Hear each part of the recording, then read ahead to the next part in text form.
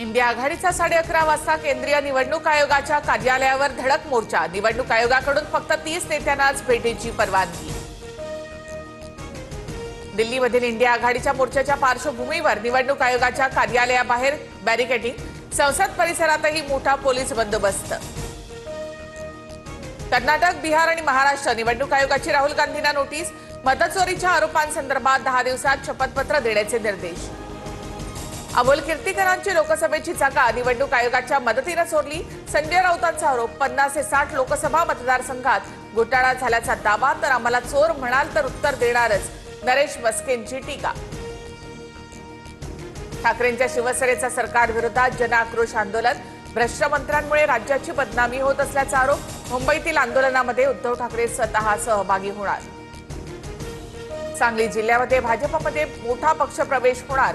चंद्रकांत पाटलांच्या वक्तव्याने राजकीय वर्तुळात चर्चांना उधाण, तर सरपंचाच्या प्रवेशालाही मोठा पक्ष प्रवेश म्हणती राजू शेट्टींचा टोला। उद्धव ठाकरेंच्या काळात कोरोनामुळे गेलेल्या बळींना जबाबदार कोण?